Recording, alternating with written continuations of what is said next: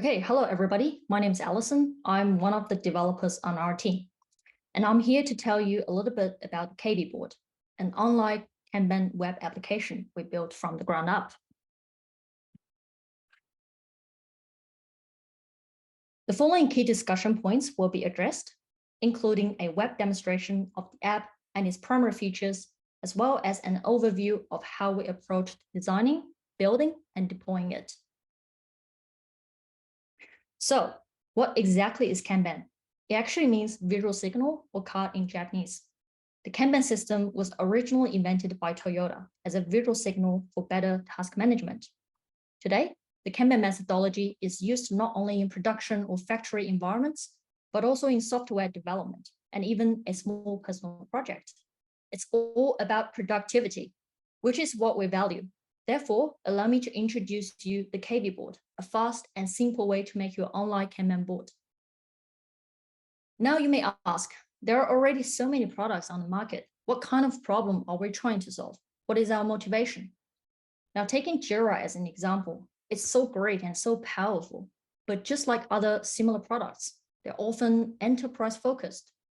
If I were to give an example of a user persona, let's imagine a non-tech savvy relative who wants a simple Kanban app to manage the shopping task for the coming Christmas. Is he or she going to use Jira? Probably not, right? The complicated user interface and overwhelming features are just not suitable for a scenario like this. Here's what we are going to offer you: a minimalist, user-friendly, and super easy to use online Kanban board for your daily errands and small projects. Let you focus on being productive instead of busy. In our phase 1 development, we completed the MVP building, which include the following features. The app is accessible to all, completely free, and doesn't require any time-consuming setup. With simple registration, you gain access to your very own Kanban board and can begin management tasks right away. You also have the option to specify a delivery point for time-sensitive tasks, assign a priority tag, and indicate the effort required.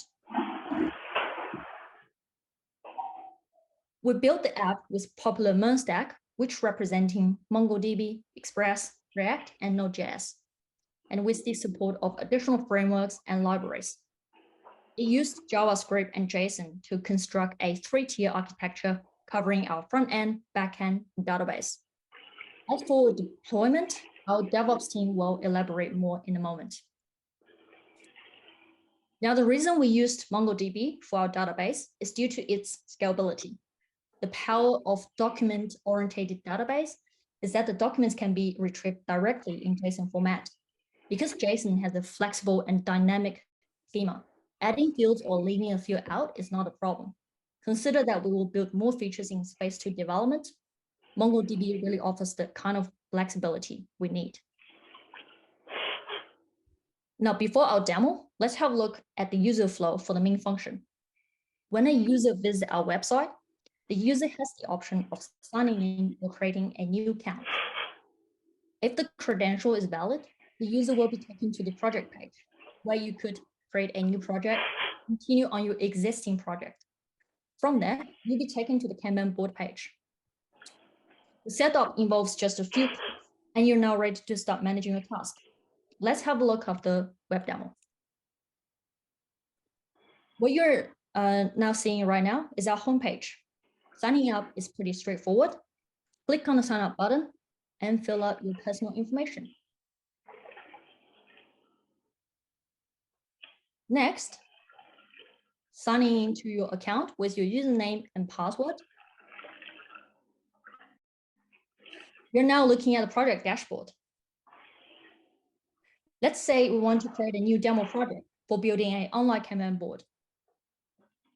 Remember, you can create as many projects as you want, whether it's for your work, personal life, or Christmas shopping.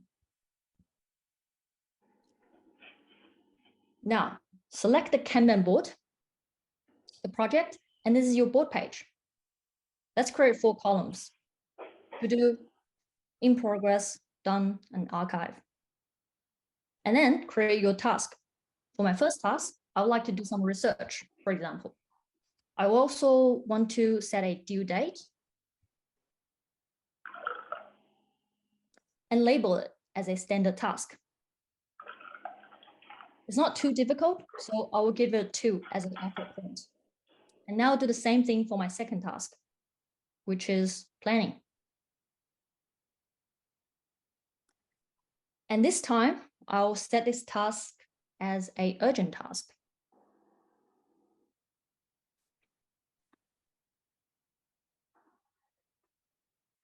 As you're making progress for your task, you can move them accordingly.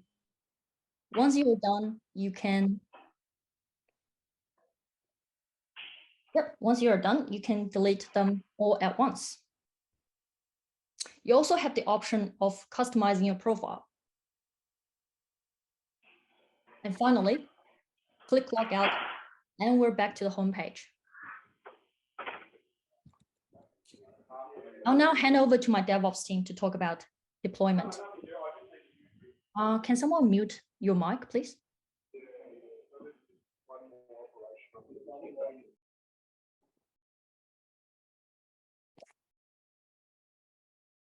Jason.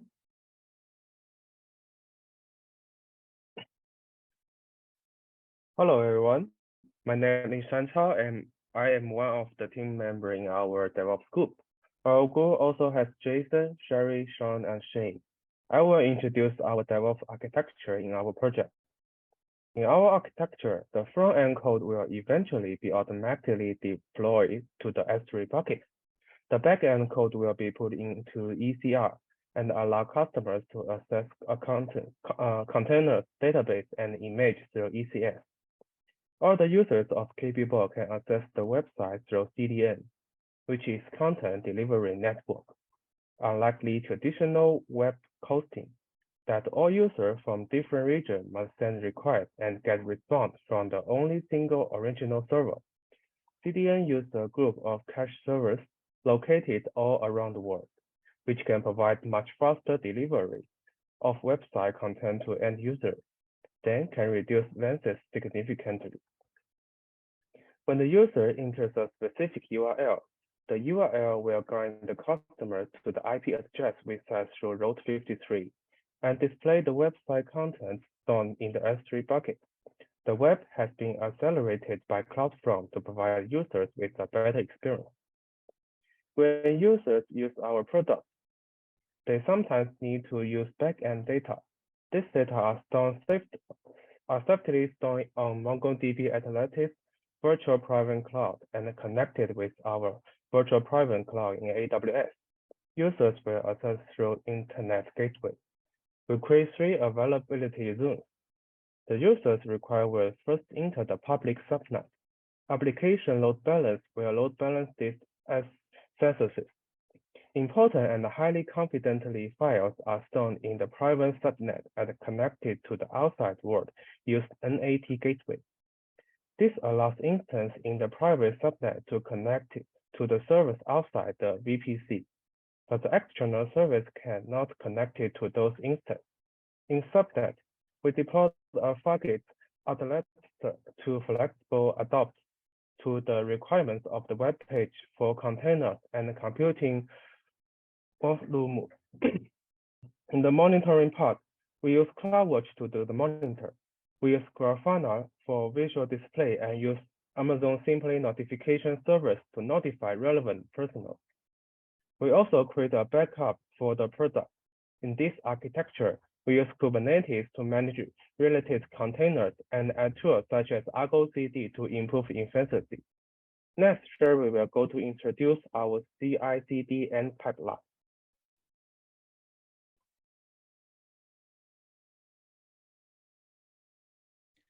Hi, I'm Sherry. I'm here to introduce you with continuous integration and deployment tool we use for our project.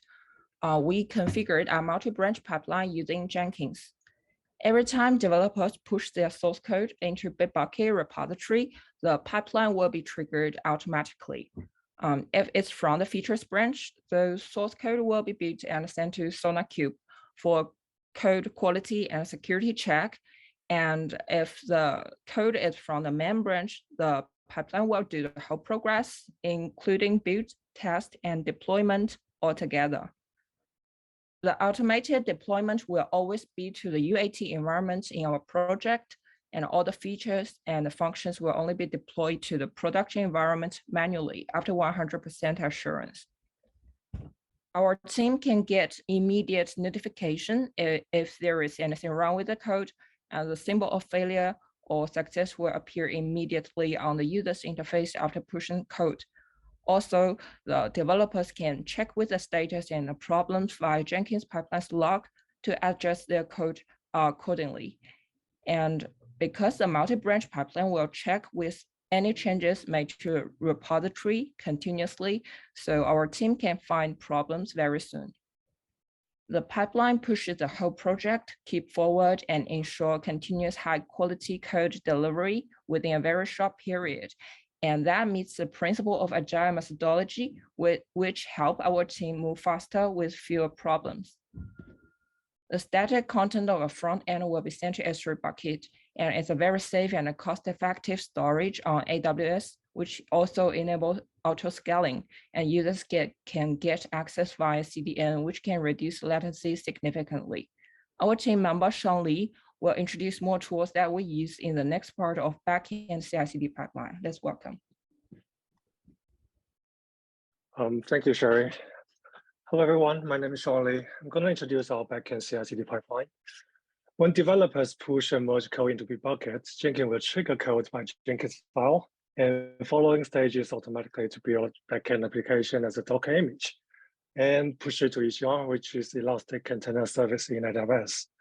After uploading to ECR, ECS and EKS will pull the updated image and set up the application. And also, we set for SonarQube, integrated with the Jenkins pipeline for collecting, analyzing source code, and providing reports of code quality. If the source code has potential risk or is below quality standards, the developers will be informed immediately to check their code. And also, we create different groups of users in SonarQube as needed, and attach them to access projects, services, and functionalities. Automated code review and coding standards check can ensure high-quality codes and safety control. And also, we use Trivy for our security purposes. Trivy can scan security issues and misconfiguration for the container image before being uploaded by Jenkins to ECR automatically. And we set up Trivy in a Jenkins pipeline stage, which is also part of our automation process.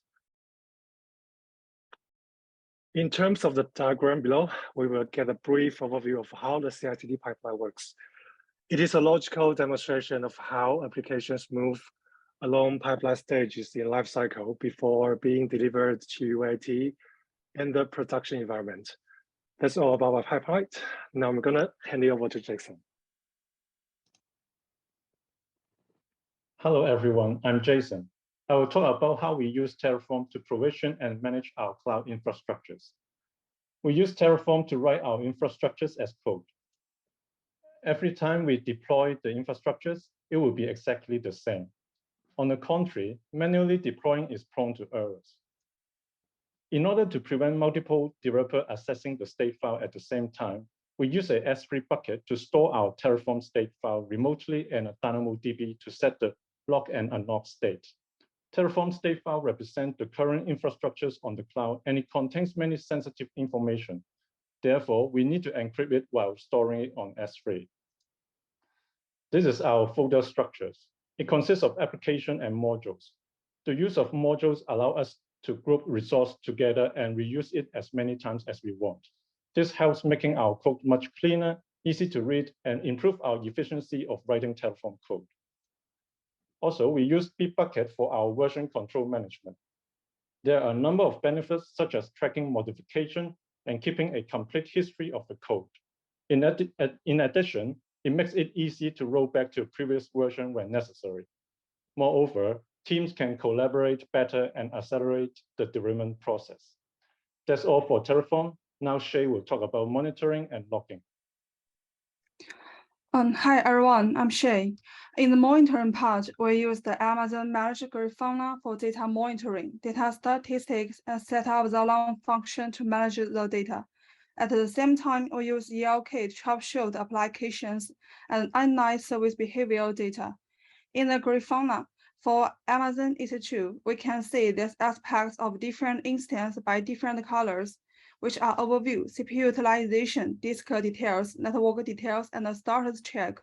Compared to different days of some CPU utilization, we can observe which instance increased and the instance churn rate. For altering of Grafana, we can see the different status by different colors, like OK, pending, and altering.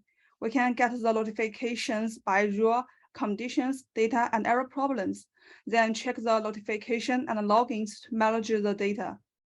Compared to the Amazon Grafana and Amazon CloudWatch logs, Grafana has more service data source and rich data dashboards, which can make operation and maintenance monitoring more refined. The specific process we use ELK is that the login process starts with the transfer of events into Amazon CloudTrail. Then the Firebase in Trail is transferred to S3. The Firebase queue is processed in Amazon SQS and transferred to Bits. Finally, the data is analyzed using Kibana in ELK. After these processes, we can observe the CPU usage, node, memory usage, and network traffic. We can get the more information and details by using different functions and filtering requirements. Through the visualization function of Kibana, the data is converted into different kinds of charts, making it easy for users to read and analyze data chains, allowing users to easily understand big data. And we can get more details and information in these pictures. Then hand back to Alison. She will talk about more details.